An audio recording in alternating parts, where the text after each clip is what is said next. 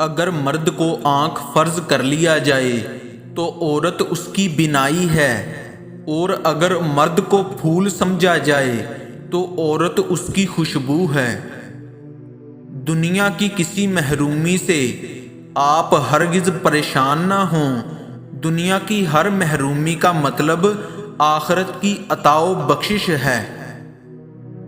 ننگا جسم ڈھانپنے کے لیے کوئی 1 روپیہ بھی نہیں دیتا، مگر جسم ننگا کرنے کے لیے لوگ دولتیں لٹا دیتے ہیں۔ دھوکہ دینے کا سب سے گھٹیا طریقہ ہمدردی کا دکھاوا کرنا ہے۔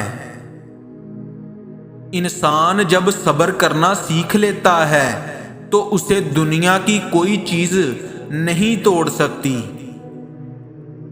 حسد ایک ایسا زہر ہے جس کو انسان خود پیتا ہے اور توقع دوسرے کے مرنے کی کرتا ہے۔ ان لوگوں سے محتاط رہو جو باتوں میں مٹھاس اور دل میں زہر رکھتے ہیں۔ آپ کی منزل وہاں تک ہے جہاں تک آپ ہمت نہیں ہارتے۔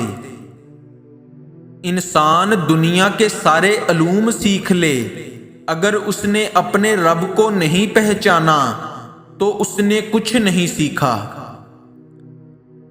جیتتے وہ نہیں جو کبھی ناکام نہ ہوئے ہوں، جیتتے وہ ہیں جو کبھی کوشش کرنا نہیں چھوڑتے۔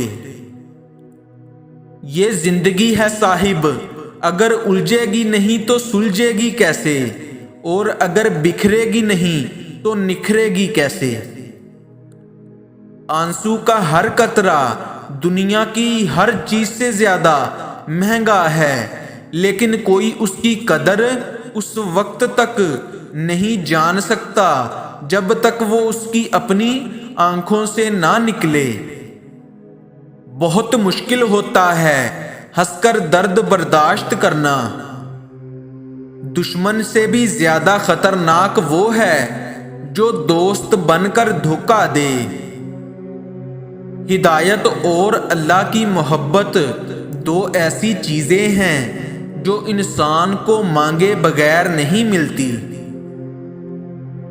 اکیلے ہی لڑنا پڑتا ہے زندگی کی لڑائی، لوگ صرف تسلی دیتے ہیں، ساتھ نہیں۔ اس محبت سے لا تعلقی اچھی ہے جس محبت میں احساس نہ ہو۔ روئے زمین پر اکثریت میں ایسے لوگ ہیں جو دکھ، اذیت، فریب اور دھوکہ تو انسانوں کو دیتے ہیں اور معافی اللہ تعالیٰ سے مانگتے ہیں۔ کسی کی زندگی سے یوں متاثر نہ ہو کہ اپنی زندگی سے بیزاری ہونے لگے۔ عشق کرنا ہے تو اپنے رب سے کر، جہاں نہ جدائی ہے، نہ بے وفائی، نہ رسوائی۔ اصل محبت کسی سے تب شروع ہوتی ہے جب آپ اسے حلال بنانے کا سوچتے ہیں۔ کسی کے ساتھ غلط کر کے اپنی باری کا انتظار ضرور کیجئے، کیونکہ قسمت جب تماچا مارتی ہے وہ منہ پر نہیں روح پر لگتا ہے۔ مرد ایسی عورت سے صرف چند گھنٹوں میں بے انتہا محبت کرنے لگ جاتا ہے جو عورت خوبصورت اور پیسہ کماتی ہو۔